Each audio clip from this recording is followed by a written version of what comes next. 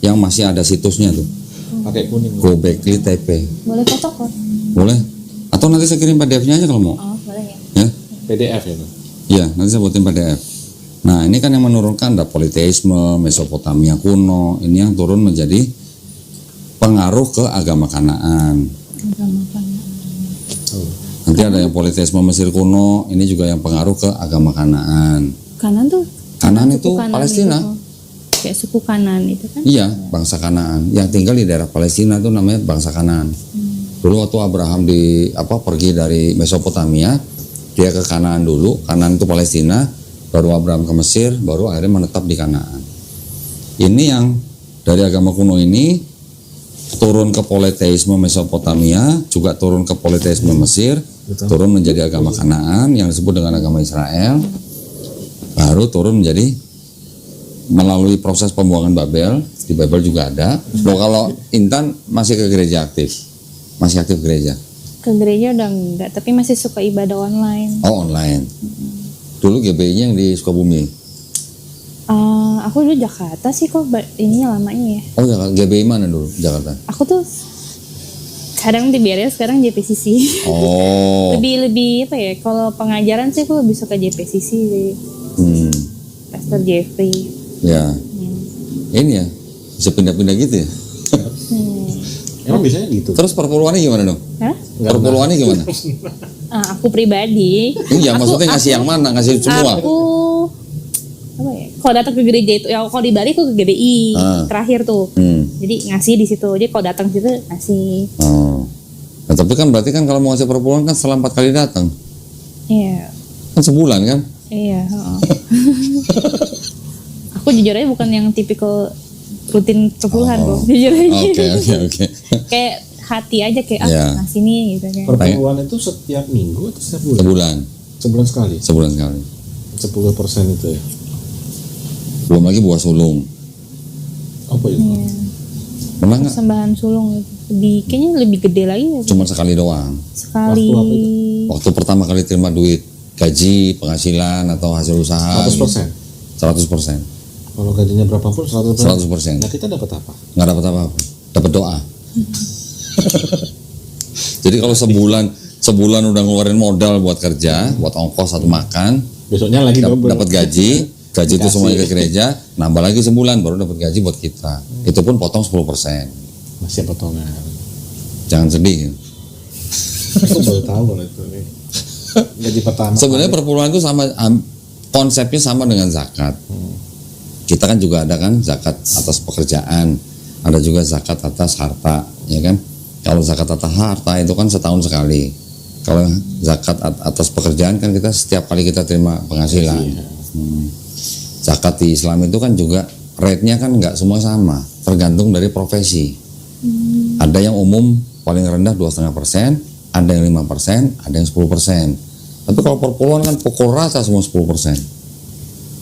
Dan tapi maaf, kalau yang miskin gitu gimana? nggak perlu bayar zakat, malah kita yang bayar zakat ke mereka. Bukan, maksudnya, perpuluhan itu gereja. Oh, perpuluhan. Gereja. Orang yang istilahnya pendapatannya masih juta dimintain. Iya, aturannya begitu. Meskipun orang itu nggak sanggup untuk makan, itu masih namanya dapat 100.000. Ya mungkin itu kebijakan gereja. Kalau yang nggak sanggup makan dibantu sama gereja. Hampir sama sebenarnya konsepnya. Tapi sebenarnya gereja memungut perpuluhan itu sebenarnya kalau boleh dibilang nggak konsisten. Nggak konsistennya gimana? Ajaran Paulus kan bilangnya apa? Hukum Taurat itu kan sudah dibatalkan dengan matinya Yesus di atas kayu salib. Perpuluhan kan termasuk hukum Taurat. Tapi masih ada. Nah, kalau bilangnya sudah dibatalkan, semua hilang dong. Harusnya semua hilang. Tapi ini masih mungut gitu. Berarti kan nggak semuanya batal. Soalnya gitu sih kalau dibilang kalau perjanjian baru emang nggak ada perpuluhan. Jadi ibarat kata kalau nggak salah Yesus udah bilang seikhlasnya ya, semampu kamu gitu. Yesus bilangnya kan ditanya, gimana perpuluhan? Ya, yang perlu dibayar bayar, yang perlu dibayar ke Bait Suci bayar, yang perlu bayar ke Kaisar ya bayar. Yesus juga ditanya, kita harus bayar pajak nggak ke Kaisar? Yesus balik nanya, di duitmu gambar siapa? Gambar Kaisar. Ya udah lu bayar. Gitu. Dibayar pajak. Ketika nemu koin di mulut ikan. Itu Yesus yang bicara. Iya. Di Masa Alkitab Tuhan ada? bayar pajak? Di Alkitab ada. Ada. Nah logikanya kok Tuhan bayar pajak loh? Nah itu dah, tanya si Intan. Nggak tahu. Masa Tuhan bayar pajak? Karena ya aku sih karena dia masih manusia ya, karena masih hidup di bumi lah. Ya. Ada juga pendeta bilang dia kayak mencontohkan kita juga harus menghormati pemerintah gitu. Jadi kalau teologinya Kristen memang gini Mas. Ketika Yesus jadi manusia, ya dia hidup sebagai manusia. Seperti manusia. Tetapi orang Kristen mempercayai bahwa sosoknya Yesus yang manusia ini itu punya sifat ilahi. Bahkan ketika sudah 450 tahun setelah nggak ada Yesus, gereja gereja tuh meneguhkan teologi mereka bahwa Yesus itu sepenuhnya manusia, sepenuhnya Tuhan. Bilangnya gitu. Nah konsep itu sebenarnya sama dengan kalau kita lihat Hercules misalnya. Hercules itu juga setengah manusia, setengah dewa gitu. Jadi konsepnya kan ada kesamaan. Mirip. Ya kan? Hercules lahir dari seorang ibu, dari seorang wanita Manusia. yang dihamili oleh dewa yang paling tinggi yaitu Zeus gitu. Kan manusia ya ibunya. Ibunya manusia. Manusia. Jadi dewa Zeus ini dewa yang punya anak 100. Ini mitologi ya. Walaupun mitologi tapi konsep itu sama dengan konsep Kristen. Ada Bapa, ada Maria, ada Yesus. Yesus anak Maria. Kan ini kan dia lahir. Cuman kalau di Helenisme sama paganisme tuh nggak ada di pribadi Roh Kudus itu belakangan.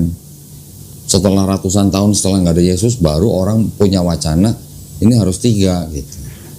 Karena konsep orang-orang zaman dulu selalu menyembah dewa yang triad, 3 tapi 1 tapi 3 gitu. Jadi sebenarnya itu awalnya cuma bapak dan contohnya putra. di Babilonia itu sudah ada trinitas yang pertama kali di dunia. Pribadinya siapa? Namrus, Tamrus, Semiramis. Semiramis ini istri sekaligus ibunya Namrus. Setelah Namrus mati disalib, baru ini tiba-tiba hamil sendiri punya anak Tamrus. Ini dijadikan sesembahan 3 pribadi gitu. 3 dewa tapi 1 Tuhan atau 1 dewa.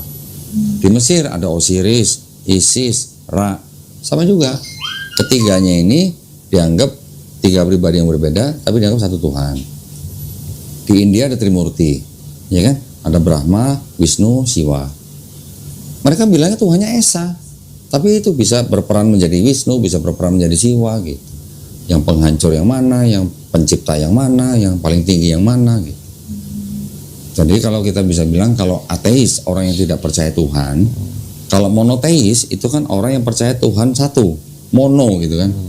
Kalau politeis dia percaya Tuhannya banyak. Kristen itu termasuk mengikuti orang-orang yang percaya begini. Ada Tuhan yang paling tinggi, supreme, tapi mereka juga percaya ada Tuhan di bawahnya, yang lebih rendah gitulah. Nah, kepercayaan itu yang disebut dengan henoteis. Ada lagi nanti panteis. Kalau panteis ini semua alam semesta itu Tuhan. Semua alam semesta? Iya, bagian dari alam semesta ini semuanya Tuhan. Ini hampir sama dengan yang paganisme sebenarnya. Paganisme itu memandang setiap elemen daripada alam ini ada Tuhannya, ada penguasanya gitu. Langit ada penguasanya. Siapa? Dewa Zeus. Laut ada penguasanya. Gitu. Siapa? Kayak Avatar gitu makanya. Iya. Laut siapa dewanya yang terkenal? Poseidon. Ya kan? Gunung nanti misalnya ada dewanya siapa? Nanti awan ada dewanya siapa? Jadi orang pagan itu orang yang menyembah, percaya dewa-dewa yang mewakili elemen daripada alam semesta ini gitu. Itu yang nggak bisa hilang untuk orang-orang memang yang di daerah Eropa, Asia gitu. Jadi memang dari agama yang paling kuno sekalipun itu nanti ada yang menurunkan agama disebutnya agama Kanaan gitu. Agama Kanaan ini turun nanti menjadi agama bangsa Israel. Agama bangsa Israel ini turun nanti menjadi Yudaisme, ya kan? Ini kan melalui proses yang ratusan tahun bahkan ribuan tahun. Nanti yang dari agama kuno ini nanti pecah lagi agama yang Hindu, Buddha, gitu ya. Pecah lagi menjadi agama paganisme Romawi gitu. Paganisme Romawi turunnya lagi apa? Paganisme Celtic, paganisme Jermanik, paganisme Yunani gitu. Nah, yang paganisme Yunani ini yang menurunkan salah satunya menjadi cikal bakal penyumbang terbentuknya atau terciptanya agama Kristen. Paganisme Yunani ini kan yang itu tadi Helenisme. Helenisme itu kan yang dewa Zeus dan dewa-dewa yang lain. Itu konsepnya sama dengan konsep Kristen. Nanti yang paganisme Romawi juga masuk. Itu yang menimbulkan Kristen.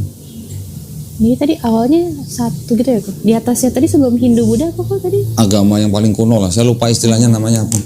Ini kalau mau Kadang suka mikir awal mula Hindu Buddha tuh apa ya? Kok bisa sampai beda banget kan sama Islam sama Kristen? sebentar, saya waktu itu udah bikin bagani, cuman saya lupa ini namanya.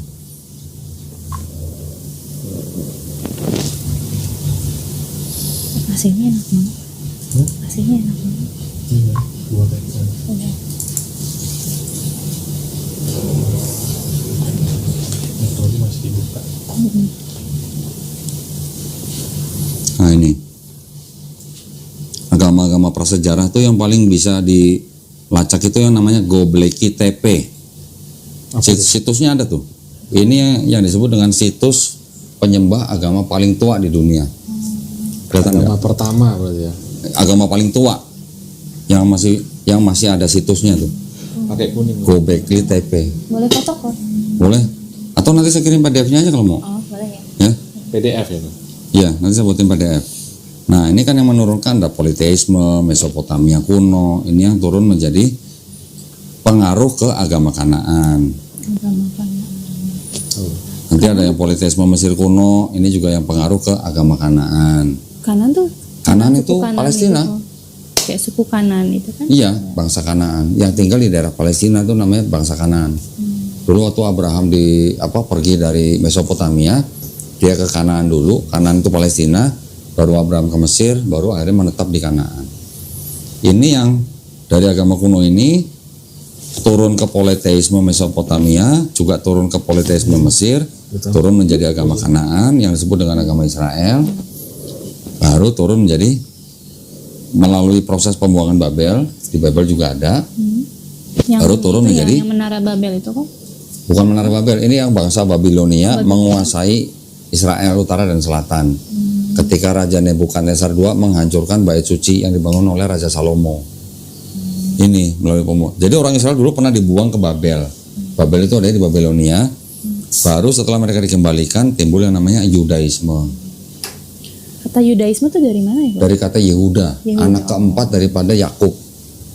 Yakub kan punya anak 12. Ruben, Simeon, Lewi, Yehuda. Nah, Yehuda ini yang menjadi cikal bakal namanya Yudaisme. Nah, yang di atas lagi, bentar. Nah, yang tadi sini menimbulkan juga politeisme Indo-Eropa kuno yang menimbulkan agama Vedik. Agama Vedik ini yang menurunkan Hindu. Nanti ada yang Buddha, gitu-gitu. Sedangkan yang ke Eropa itu turunnya menjadi dari Indo-Eropa ini turun ke paganisme Eropa. Nah, paganisme Eropa ini yang menurunkan paganisme Celtic, paganisme Jermanik, paganisme Salvik. Nanti ada paganisme Yunani. Ini ada paganisme Baltik juga ya. Yang dari Yunani menurunkan Romawi. Yang Romawi ini yang mempunyai andil juga untuk yang terciptanya agama Kristen. Ya. Di sini tapi juga ada tambahan juga ketika orang-orang Yahudi tinggal pada zaman era bait suci yang kedua, ya. Kan bait suci kan yang pertama dihancurkan oleh Raja Nebukadnezar. Ketika Babilonia dikuasai oleh Persia masuk nih. Babilonia dikalahkan, orang Israel yang lagi dibuang itu dikembalikan ke Israel. Mereka boleh bangun bait suci lagi. Makanya disebut bait suci yang kedua. Bait suci yang kedua itu kira-kira dari abad ke-6 sebelum Masehi sampai abad pertama Masehi ketika dihancurkan oleh Romawi tahun 70 Masehi. Nah, ketika bangsa Israel hidup pada zaman bait suci kedua, itu mereka punya kelompok-kelompok Farisi. Pernah dengar pasti kan Farisi? Ada Saduki, ada Eseni, ada Zelot. Dari 4 kelompok ini sebenarnya ada satu lagi Samaritan, cuman Samaritan gak ikut-ikutan lah. Zelot, kita pernah dengar Simon ya? Oh, Simon dari suku Zelot itu? Iya, dia dari kelompok Zelot, bukan suku, kelompok Zelot. Kelompok Zelot itu kelompok yang memperjuangkan bangsa Yahudi lepas dari penjajahan Romawi. Kan sebelumnya di abad kedua juga sudah ada pemberontakan. Ada yang disebut dengan Raja Hasmonian gitu. Zelot ini yang berontak. Satu lagi yang Eseni. Kalau Eseni ini kelompok kelompok Yahudi, tapi dia yang mereka suka menyendiri, memisahkan diri. Mereka lebih percaya ke hal-hal yang gaib gitulah, malaikat dan segala macam. Yang Saduki itu tidak ada urusan dengan agama. Mereka urusannya dengan pemerintah Romawi gitulah. Kalau yang Farisi ini yang dikatakan kelompok yang mengikuti Taurat gitu. Jadi yang mempengaruhi Kristen yang mana? Yang Zelot karena ada, yang Eseni karena ada kepercayaan gaibnya. Yang Farisi siapa yang mewakili? Paulus. Paulus ini dari sini, dari Farisi. Cuman ketika bait suci yang kedua dihancurkan, orang-orang Farisi ini pindah ke kota Yafne, menimbulkan kelompok yang disebut dengan Rabbinik Judaisme. Jadi mereka yang sekarang kita kenal dengan pemimpinnya rabi-rabi gitulah. Nah, 1, 2, 3 tambah paganisme Romawi, itulah jadi Kristen. Paganisme Romawinya pengaruh gitu ke Kristen. Kalau yang Eseni itu yang dianggap mereka menyendiri di gua-gua, mereka yang menulis Dead Sea Scroll. Pernah dengar ya Dead Sea Scroll kan? Itu ditulis dari abad kedua sebelum Masehi. Makanya mungkin karena menyendiri jadi ya aku pernah ke sana kan, jadi memang di gua gitu. Ya, banyak kan di gua-gua. Ya. Yang di Qumron itu, itu mungkin tempat mereka bersemedi kali di sono gitu. Qumron itu gua. Qumron itu nama daerah.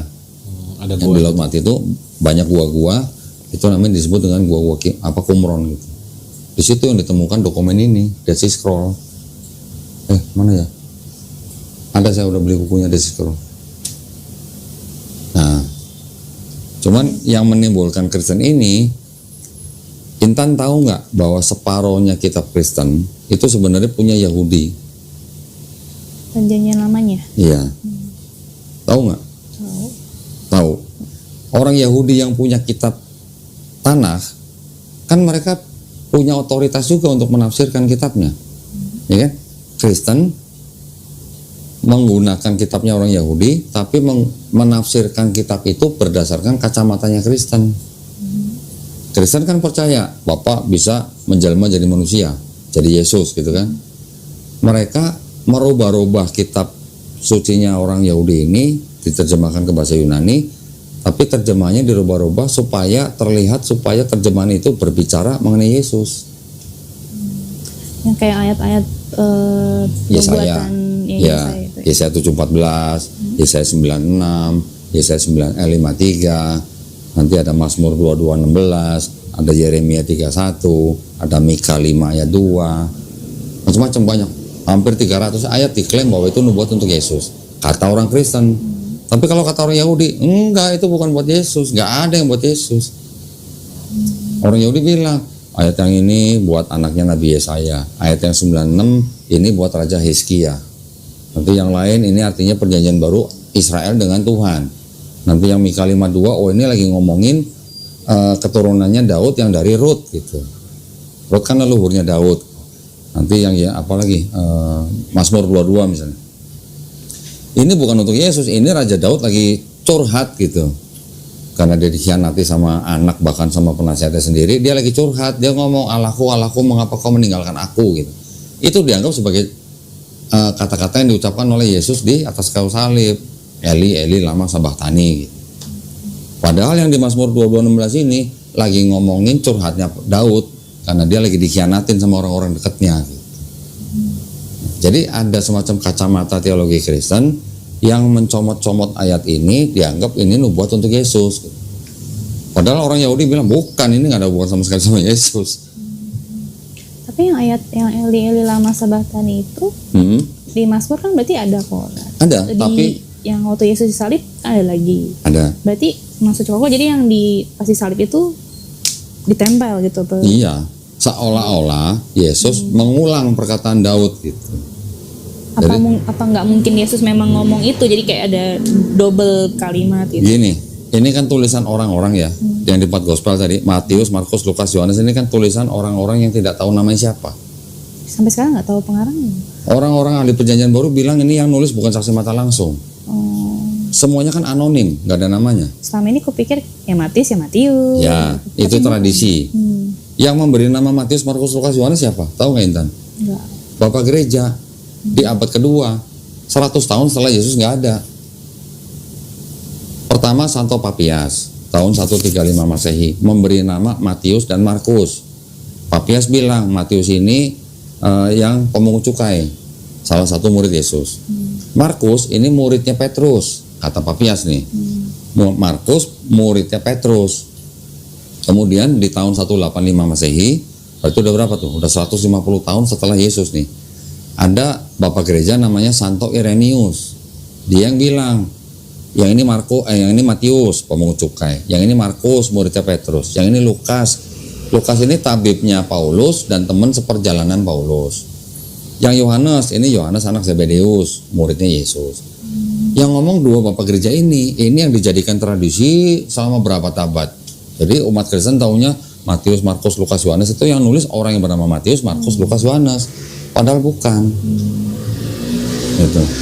Ambil contoh yang paling gampang. Yohanes anak, kalau benar nih Yohanes anak Zebedeus, Yohanes anak Zebedeus itu di kitab Kisah Para Rasul disebutkan orang yang tidak berpendidikan.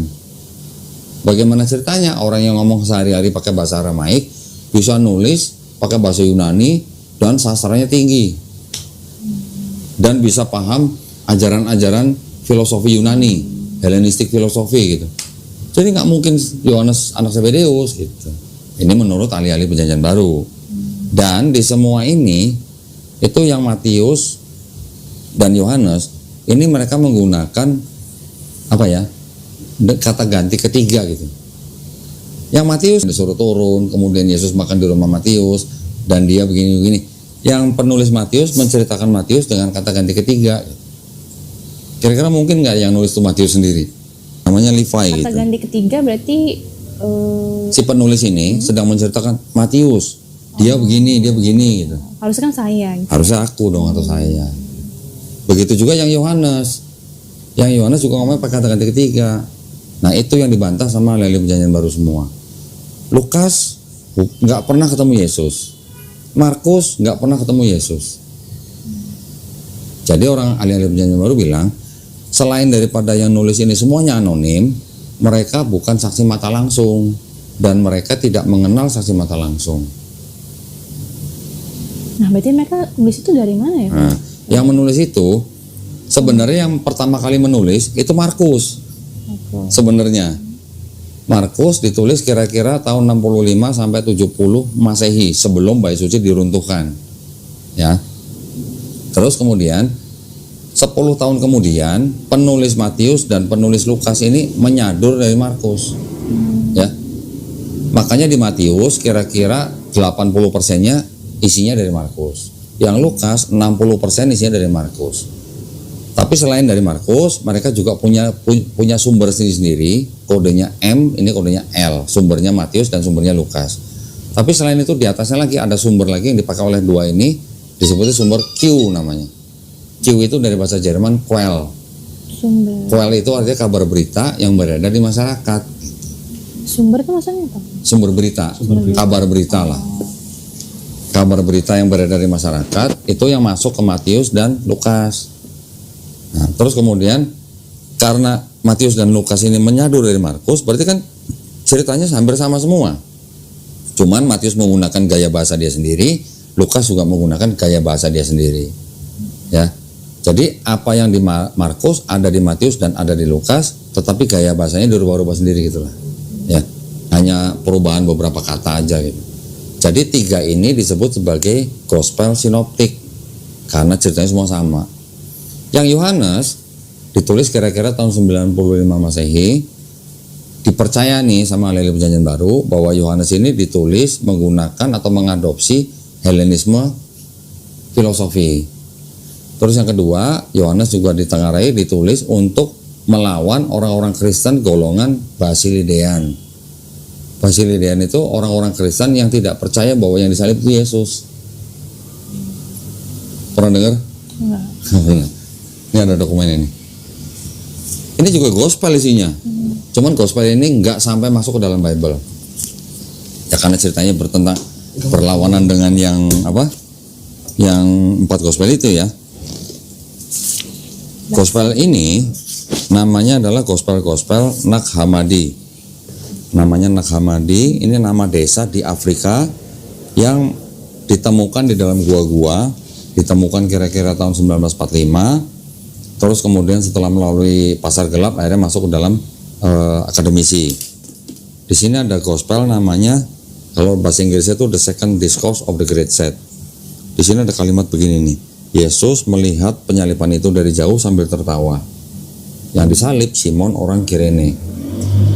Kalau kita perhatikan, memang benar di dalam Matius, Markus, Lukas itu ketika Yesus diceritakan membawa salib dari Yerusalem ke Bukit Golgota, di pertengahan jalan kan ada orang namanya Simon orang Kirene yang suruh menggantikan Yesus, ya kan? Iya, membobong sementara kan? Ya, memanggul dari Yerusalem, dari pertengahan perjalanan ke Bukit Golgota. Yang di Yohanes ada nggak Simon orang Kirene? Nggak ada. Nah ini untuk melawan kelompok ini gitu. Karena orang-orang ini percaya bahwa penyaliban Yesus itu hanya ilusi. Yang disalib bukan Yesus tapi Simon orang Kirene. Nah ini ada kalimat begini nih yang di kuning. Dibaca sendiri aja.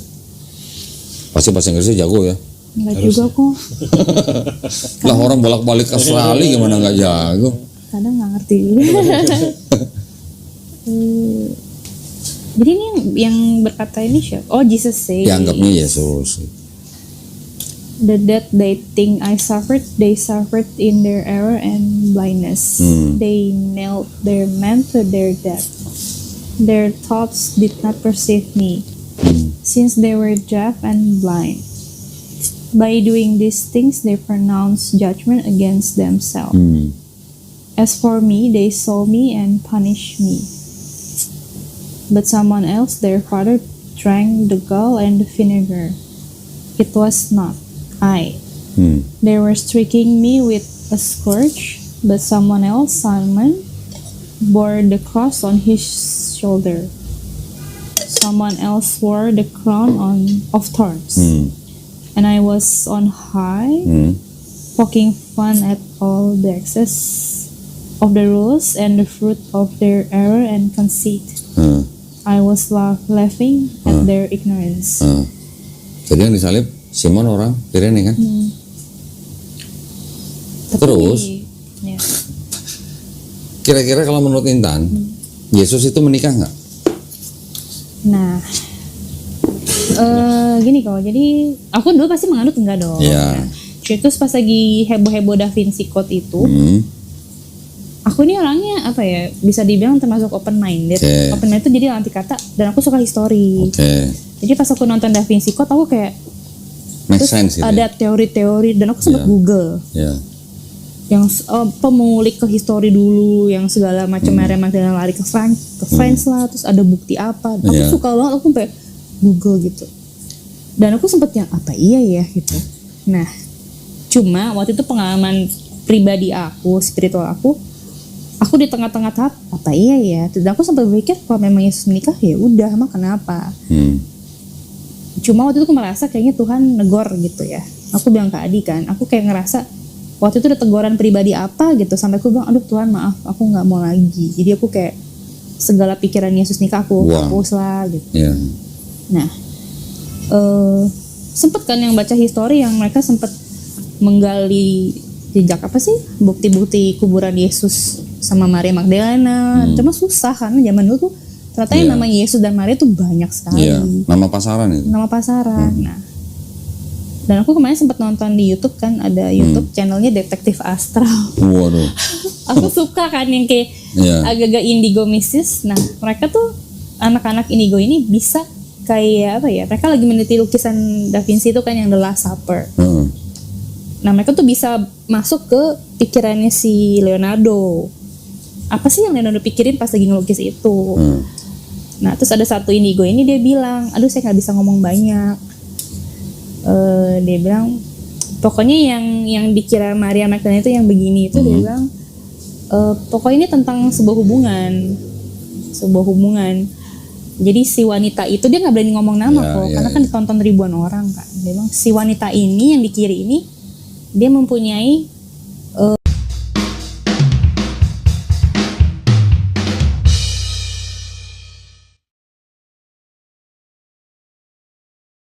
perasaan yang dalam ke pria yang di tengah. Sebelah kanan Yesus dong. Yang si Yesus itu. Ya, Tapi dia nggak berani ngomong nama. Iya, sebelah kanan Yesus dong. Ya, dia Sebelah bilang, kiri. pokoknya dia memiliki perasaan kagum yang mendalam. Ya. Dan ternyata lukisan The Last Supper itu dilukis Leonardo itu dengan perasaan berkecamuk katanya. Ya. Jadi katanya ada semacam tekanan. Jadi si Leonardo itu dia lukis tuh karena ada suruhan katanya. Dan percaya nggak percaya, jadi di lukisan itu kan ada sebelah kiri sebelah kanan tuh, muridnya kebagi dua. Iya. Ternyata yang sebelah kiri itu disebutnya pro, yang kanan tuh kontra. Oke. Jadi ternyata peristiwa Last Supper itu agak drama. Oke. Jadi murid yang kontra ini katanya, aku nggak tahu sih yang kontra siapa namanya, siapa yang kanan itu. Kalau nggak salah termasuk Simon Petrus itu ya. Katanya mereka detik-detik menjelang Yesus salib itu mengetahui sebuah fakta, dan itu bikin mereka kecewa. Jadi ternyata sosok yang di tengah itu tidak seperti yang mereka pikirkan. Mungkin namanya dia kayak guru yang mereka kagumi, mungkin membuat sebuah peristiwa apa di akhir-akhir sebelum disalib, jadi mereka kecewa. Ya, aku sempat mikir apa mungkin kecewa karena dia menikah sama si Maria Magdalena gitu kan. Terus aku sempat ngomong ke Adi kan, aku orangnya kayak agak-agak apa iya gitu ya. Jadi di satu sisi kekristenan aku tuh apa ya, kalau Kristen yang saklek mau apa nih, gue nggak mau denger gitu, Langsung menolak. aku kadang seperti itu, tapi kadang aku kalau denger gitu apa iya ya gitu kan. Nah terus aku sempat ngomong ke Adi, aku bilang kok jadi mirip sama yang di video Kodoni kan. Kodoni kan ngebahas yang hubungan Maria sama Yesus, sedikit tuh aku denger. Kalau nggak salah ayat di Alkitab kan bilang Yesus mencium bibir Maria ya. Aku sendiri jujur aku nggak baca ayat itu, nggak tahu. Cuma satu fakta jelas aja kata Kodoni kan, kalau zaman dulu orang Yahudi nggak bisa tuh pria mencium bibir, bisa dirajam kalau bukan suami istri. Betul. Aku sempat ngomong ke Adi, apa iya ya gitu, maksudnya kayak itu kan fakta yang simple gitu sebenarnya kan gitu. Pada intinya begini. Laki-laki dan perempuan memang diciptakan takdirnya kan untuk punya keturunan, artinya menikah, ya kan? Tradisi Yahudi itu kan kehidupan manusia tuh punya apa namanya kayak stage ya, tahapan-tahapan lah. Kalau yang memang dia hidup untuk agama, umur 13 tahun itu laki-laki, itu udah waktunya menikah. 13 sampai 18 atau 20-an lah. Itu tuh udah waktunya menikah dan dia sedang belajar gitu. Mudah banget. Mudah memang. Kayak zaman dulu gitu kan. Mungkin nikahnya zaman dulu ya. Zaman dulu belum ada listrik, mau ngapain coba? Saya kalau nggak salah dulu ada penelitian gue bilang Bunda Maria itu kalau nggak salah pas lagi hamil itu umur 18. 12 ya? Mudah. Si Yusufnya 24 katanya. Oh enggak ya? Yusufnya 90 tahun. 90? Masa kok? Nanti bisa dibuka di internet ya. Ya bisa dibuka di Google. Sumbernya dari kalangan Kristen sendiri loh, Katolik loh. Yusuf berusia 90 tahun. Dia adalah seorang duda beranak 6 yang dipilih oleh kaumnya untuk menikahi Maria. Ketika itu Maria usianya baru antara 12 sampai 14 tahun. Kalau yang usia Maria saya punya bukunya nih. Tapi kalau yang 90 tahunnya Yusuf itu harus dibuka di websitenya apa ya, Advent apa gitu. Makanya masih perawan. Karena baru umur 12. Karena memang umur-umur segitu orang Yahudi menikah. Perempuannya umur 11, cowoknya umur 13. Coba gini deh, nanti kalau ketemu mamanya tanya, "Mah, ingat gak dulu menikah umur berapa?" Pertama. Habis itu tanya lagi, "Mah, mamanya mama dulu nikahnya umur berapa?" Coba Masih tanya. lebih muda. Pasti masih sangat muda. Sama nenek saya nikahnya muda. Oh, ya orang zaman dulu. Nenek saya umurnya 13. Nah itu. Makanya anaknya 11. Nah itu. Produktif kan? Iya, karena kan masih jangkanya Ketika panjang. wanita sudah haid, artinya kan dia udah siap berproduksi. Reproduksi. Nah, Ya. zaman dulu kan belum ada karir gitu. Mau ngapain perempuan gitu istilahnya. Ya itulah makanya menikah, karena sudah dianggap sudah siap untuk punya keturunan gitu. Tapi zaman dulu haidnya sama kok kayak sekarang umur 12. Kata ada yang bilang kan zaman dulu lebih Ini tua kan. kalau masalah haid itu tergantung dari ras dan lokasi orang itu tinggal di mana. Kalau tinggal di daerah dingin, headnya lebih lama. Kalau tinggal di daerah panas, headnya lebih cepat. Dan tergantung rasnya. Kita ini ras apa? Indonesia. Ras Mongoloid. Kalau orang-orang Yahudi, Arab, Eropa itu namanya ras Kaukasoid. Mereka lebih cepat dewasa dibandingkan orang-orang khas Mongoloid. Apalagi kalau mereka hidup di tempat yang panas. Itu lebih cepat headnya. Umur 9 tahun juga sudah bisa head. Di Indonesia sekarang anak umur 10 tahun juga udah ada yang head kan? Banyak. Anak perempuan. Pernah dengar. Itu baca di situ. Umur apa? 12 kan? Ya, sama halnya dengan peraturan Indonesia menikah dulu kan masih muda. Iya. Nah, sekarang Bahkan di Amerika abad-abad 18 standar minimum menikah ada yang umur 11, 14, 16 tergantung dari negara bagiannya. ya, itu kadang-kadang saya gini loh kok.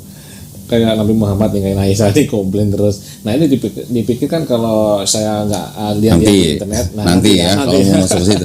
Sekarang kita ke Maria dulu aja. Maria usianya berapa? 12 tahun kan? Ini kan saya nggak ngarang, ada dokumennya. Tapi sayangnya gospel ini tidak masuk ke dalam Bible. Ya. Itu namanya Protovangelium of James. Yang bikin siapa? Ya ini diterjemahkan dari gospel-gospel yang sudah ditemukan. Cuman tidak masuk dalam kanon gitu. Ini sama orang Kristen sekarang disebutnya adalah apokrifa. Gospel-gospel yang sebenarnya apokrifa tuh dulu artinya dirahasiakan. Tapi zaman sekarang orang Kristen bilang apokrifa tuh palsu. Karena apa? Karena tidak diketahui siapa yang nulis. Kalau pakai standar kalau pakai standar karena yang nulis nggak tahu siapa disebut apokrifa, berarti 4 gospel Matius, Markus, Lukas itu juga sebenarnya harusnya apokrifa. Karena juga nggak tahu siapa yang nulis gitu. Iya, anonim. Hanya karena pilihan pemuka agama pada saat itu, oh yang ini cocok masuk gospel, masuk Bible, ini cocok masuk, ini cocok, oh ini enggak, jangan, karena bertentangan ceritanya. Itu juga aku mau tanya, jadi sebenarnya yang menentukan Matius, Markus, Lukas itu masuk dijadiin Alkitab itu siapa? Bapak-bapak gereja. Bapak gereja tahun abad, Itu baru di abad keempat. abad keempat. Mulai dari 360-an, terus kemudian 370 atau 80, terakhir 397 di kota Kartago di Afrika Utara. Baru Bible selesai di kanon. Pertama di Roma, kemudian Laodikia, kemudian Kartago. Itu baru abad keempat, 400 tahun setelah nggak ada Yesus. Baru selesai kanonnya. Belum lagi nanti ada konsili mana yang memperbaiki kanonisasi itu. Termasuk perjanjian lama juga mereka kayak yaudah ini deh gitu. Oh bukan, kalau perjanjian lama itu sebelum kanon yang perjanjian baru. Saya harus mulai dari mana dulu? Sebentar ya. Ini dulu ya. Ini termasuk di dalam dokumennya ini apa tadi? Nag Hammadi ya. Nag Hammadi ini ada sebuah gospel namanya Gospel of Phillips. Gospel of Phillips ini juga tidak masuk ke dalam Bible. Baca sendiri ya. Jangan saya bacain. Nih, yang kuning ini. Oh ini ya, Mary Magdalene ya? Coba dibaca. Wisdom and Mary of Magdala. Wisdom, who is called barren, is the mother of the angels. The companion of the Savior is Mary of Magdala. The Savior loved her more than all the disciples, and he kissed her often on her mouth. Oh ini yang kode di video itu. Tapi kalau di Alkitab nggak ada. Tapi kalau kita kembalikan ke standar nih, standarnya orang Yahudi, kalau orang namanya rabi, hampir dipastikan dia pasti udah menikah. Itu standarnya orang Yahudi. Ya, mungkin ada satu dari sekian ribu rabi yang tidak menikah, mungkin ada. Tetapi kalau namanya rabi itu pasti udah menikah. Sekarang Yesus di Bible yang sudah dikanon disebut rabi nggak? Yeah. Dipanggil rabi nggak? Dipanggil, disebut rabi. Yang nyebut Yudas malah. Bukan aku ya rabi. Nah, ketika ada Yesus bilang nanti ada yang berkhianat gitu. Yudas yang ngomong, bukan aku ya rabi gitu. Yesus disebut rabi oleh murid-muridnya sendiri, bahkan oleh orang-orang bangsa Israel pada saat itu. Jadi kalau dia rabi, kemungkinan besar dia pasti menikah gitu. Apa mungkin pengecualian? Oke lah, anggap aja itu pengecualian. Baca bukunya Barbara Thiering, Profesor Barbara Thiering dari Australia, seorang wanita sejarawan. Dia meneliti dokumen-dokumen Dead Sea Scroll.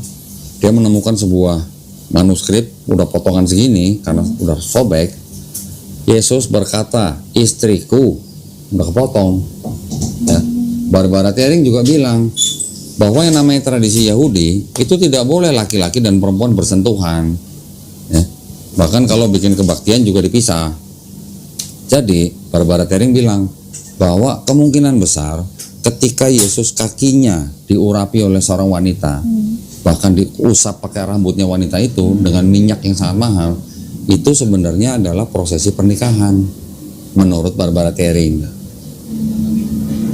Jadi standar kita adalah oke, you kalau bilang rabi, kemungkinan besar dia pasti menikah.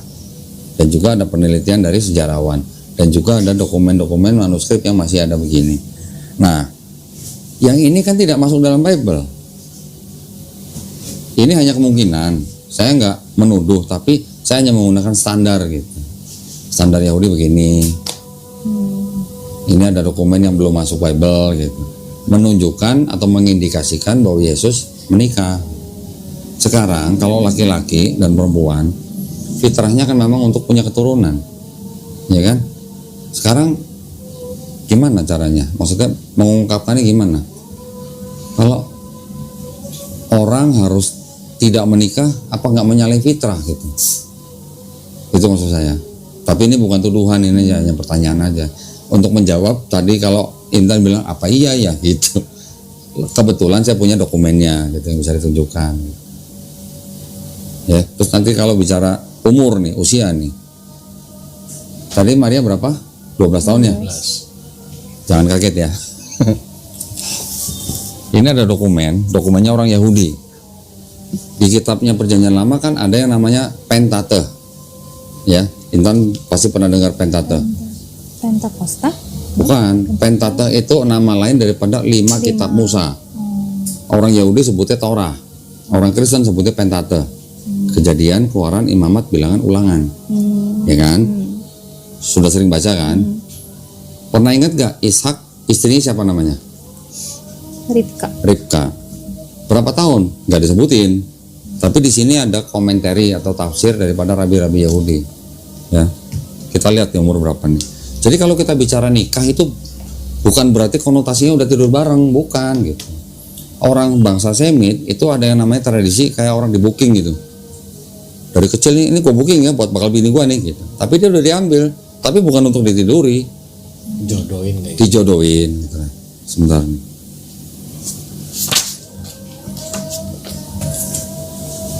Jadi kalau Yusuf menikahi Maria ketika berusia 12 tahun, apakah kita mau nuduh Yusuf itu pedofil? Nggak mungkin lah, nggak berani kita. Ini udah Exodus, ini kejadian.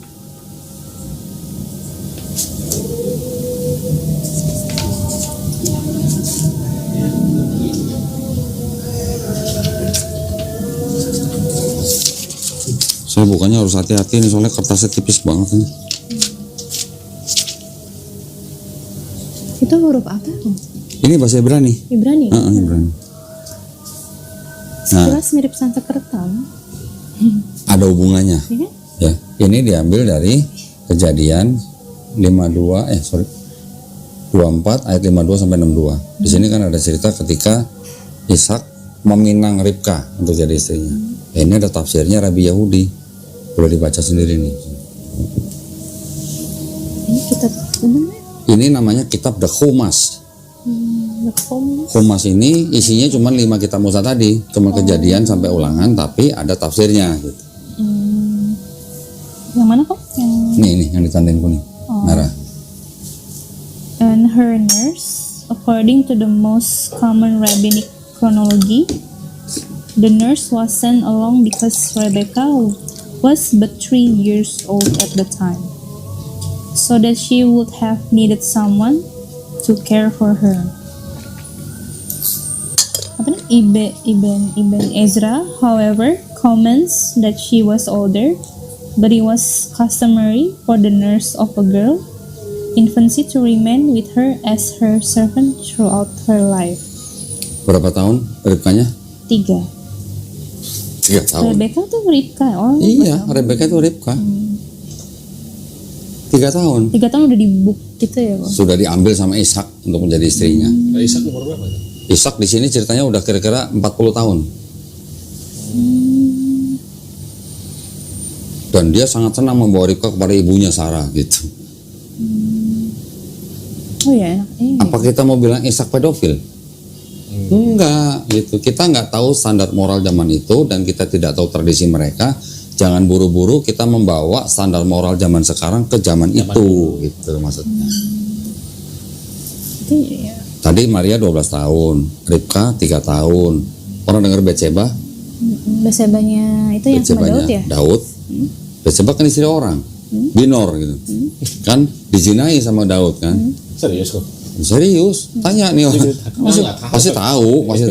Tahu kan? Tahu. Ketika Daud sedang di istananya, dia melihat seorang wanita sedang mandi. Dia nyuruh orangnya, siapa itu? Dibawa. Dia apa? Dikauli. Ternyata istri panglimanya sendiri. Panglima perang, lagi perang gitu sih. Namanya siapa? Uria siapa? Iya, Uria. Uria ya. Iya. Pas ketika panglimanya pulang, diatur sama Daud supaya cepetan balik ke medan perang dan di paling depan gitu. Biar apa? Biar bisa itu. Biar cepat mati. Cepat mati. Berarti kan Daud punya rencana pembunuhan terhadap panglimanya sendiri karena taruh di depan supaya cepat mati. Bener cepat mati. Nah baru Betseba dinikahi sama Daud. Tapi sudah keburu berzina. Tahu nggak kira-kira berapa umurnya Betseba? Nah, aku pikir kayak gadis aja gitu lagi ranu-ranu. ya lagi ranum-ranum. Karena udah istri orang kan. Iya. statusnya. Oke. Ternyata ada dokumen mereka yang mengatakan bahwa Betseba sudah punya anak umur 6 tahun. 6 tahun. Kan lu kaget kan? Ada dokumennya. Kalau saya mau bukan bisa, sebentar. Ya ini tafsir, namanya komentari ya. Bukan teks dokumen yang resmi gitu. Sebentar.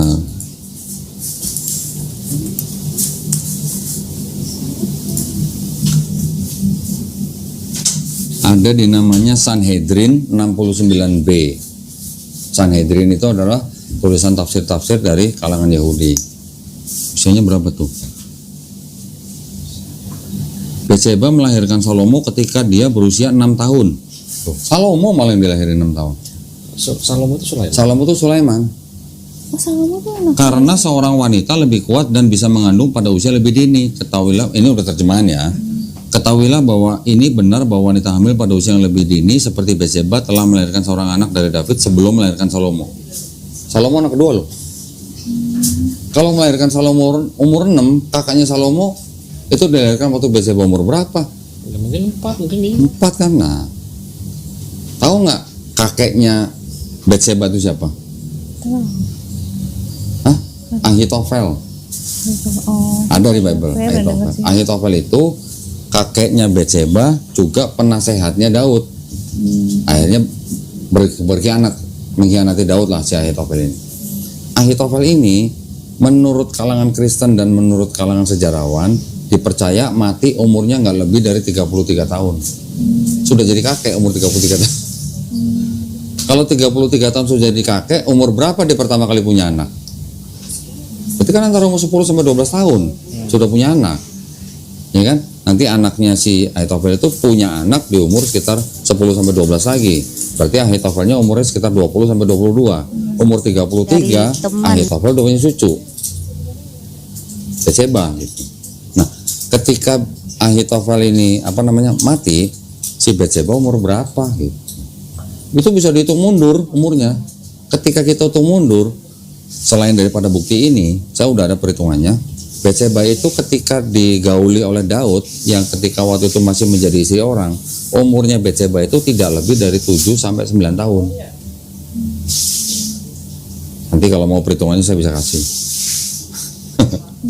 Agak ngejelimet memang hitungnya, mundurnya. Itu kalau kayak umur-umur gitu faktanya dari mana ya kamu punya?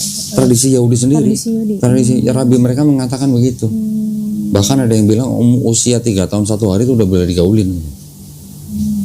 Ya walaupun ada beberapa rabi yang membantah, tapi tradisi Yahudi yang ada ya tulisannya begitu gitu. Makanya tadi saya bilang wanita usia 11 tahun itu udah waktunya menikah. Laki-laki 13 itu udah waktunya menikah. Kalau yang Yusuf itu umur 60 itu 90. 90. Saya cariin. Sebentar ya.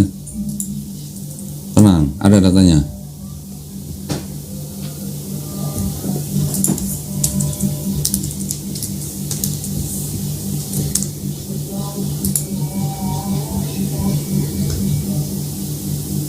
Nih ya, sebentar.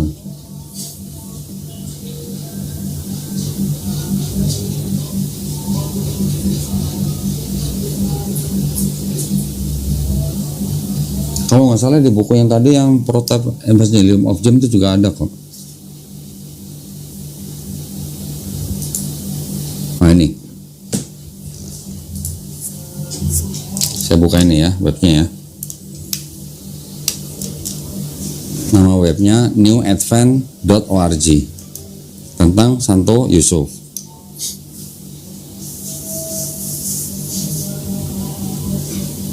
Sebentar.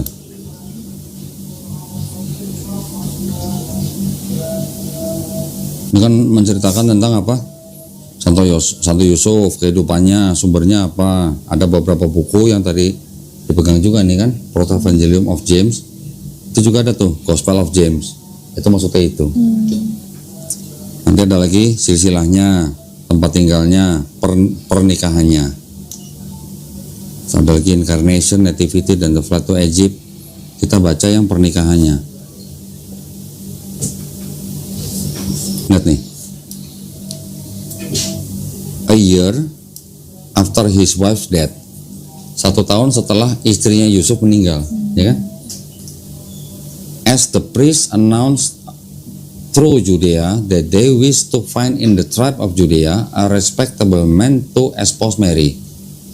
Jadi Yusuf dipilih oleh kaumnya orang Yehudea untuk menikahi Mary. Okay? Then 12 to 14 years of age. Mary usianya 12 sampai 14 tahun. Joseph, who was at the time, berapa nih? Baca nggak? Baca. Ini nih yang saya blok. 90 years old. 90, bukan 19. 90. Opa, anaknya 6. Gimana ceritanya? 90 tahun dinikahkan dengan wanita usia 12 tahun. Apa memang dulu tradisi begitu ya? Memang tradisi begitu.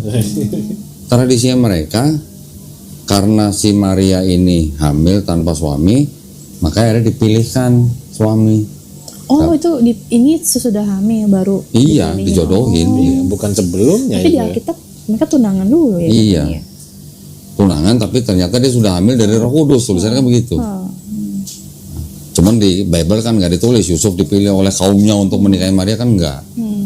Kalau di Bible kan ceritanya Yusuf ketika tahu bahwa Maria sudah mengandung, dia mendapat mimpi bertemu dengan malaikat Gabriel untuk menikahi Maria.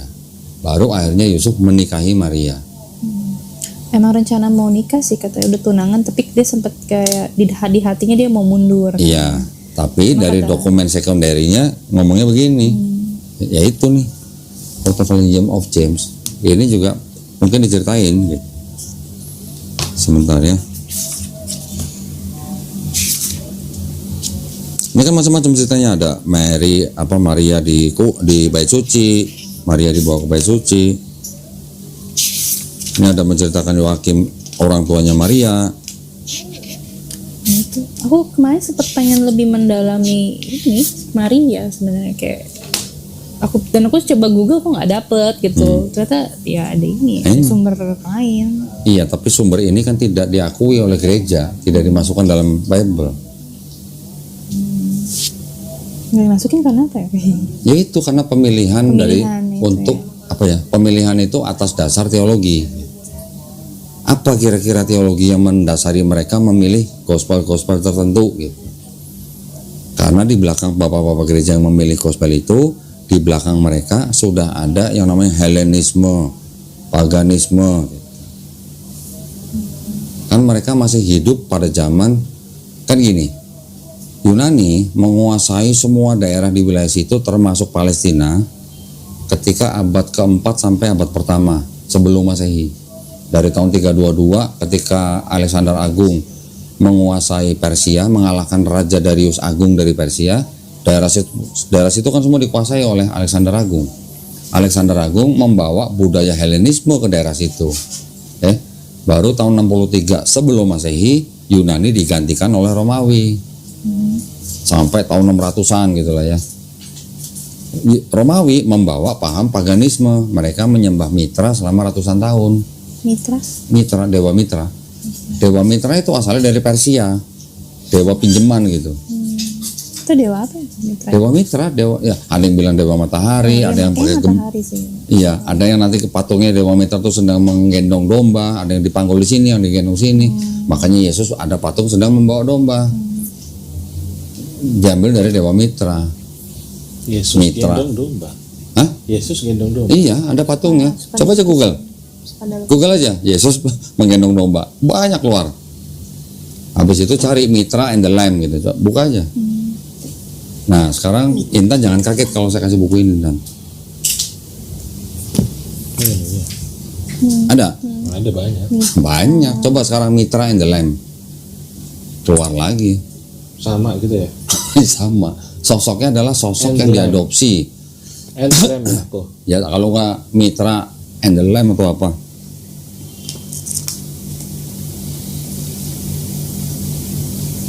Pasti banyak.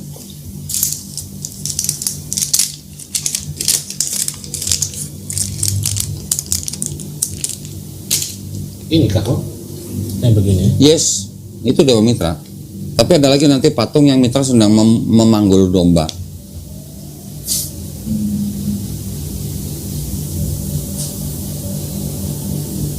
Ini sebenarnya ngikutin dia ya Pak ya?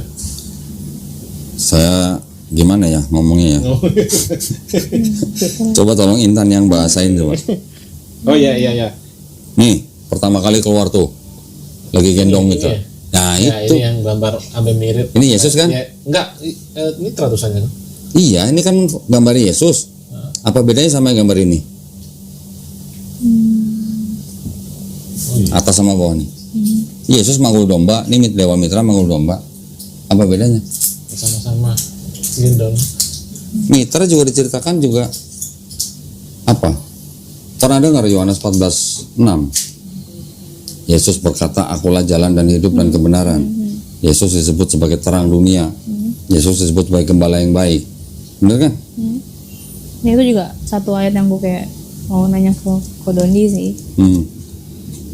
Udah pernah nonton video saya nunjukin buku ini belum?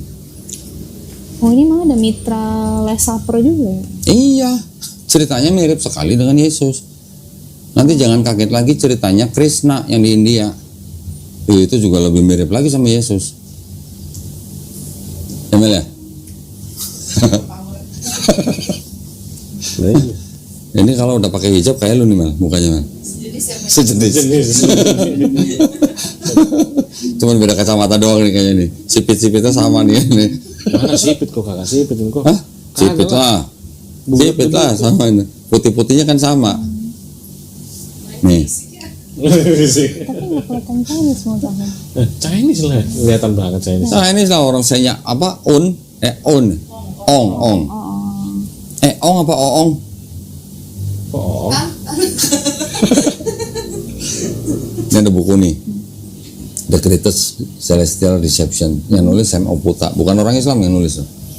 Dia juga mungkin sejarawan. Ini bacanya yang kuning. Mitra, like Jesus, was venerated as the way, the truth, the life, the light, the word, the Son of God, and as the good shepherd. Ini sih. Yang mana gelar yang mana yang tidak ditujukan kepada Yesus? Sama bahkan the word. Ini sih kalau ada yang pahatan Mitra mirip banget sama Yesus sih. Apa? Nggak tahu ya ini Mitra apa bukan yang di tengah. Ini sih menurut aku paling mirip sini. Paling mirip. Kayaknya Nggak tahu ya. bisa dibaca itu. Mesti baca dulu ya. Mitra. Ya pokoknya gini, entar gini. Sebelum ada cerita tentang Yesus yang begini menurut Kristen, ada yang begini nih. Oh, Mitra was born on December 25. Nah lo, Berapa? Bon? December 25. Oh iya. Natal itu ya. The mediator between heaven and earth. nah, apa bedanya sama Yesus? Dan ini jauh sebelum Yesus ya, Pak? Ah, iyalah, ini disembah oleh dewa apa Oh, orang-orang was born. Romawi selama 400 tahun. Was born of a virgin Anahita, and his symbol is the lamb. Islam juga mengakui bahwa Isa Al-Masih dilahirkan dari seorang perawan suci yaitu Maryam. Maria itu sama. Isa sama Yesus juga sama. Tetapi Islam tahunya Isa Al-Masih itu diciptakan secara khusus. Tidak seperti manusia yang lain yang punya bapak, dia diciptakan hanya punya ibu. Itu hanyalah untuk menunjukkan kuasa daripada Sang Pencipta yang melawan orang-orang dengan kepercayaan seperti itu gitu. Sebelum Yesus orang udah percaya nih dewa-dewa yang begini seperti Mitra. Allah SWT menciptakan Isa Al-Masih menandingi bahkan melebihi mereka. Ini Allah SWT menciptakan Isa Al-Masih hanya dengan kun fayakun.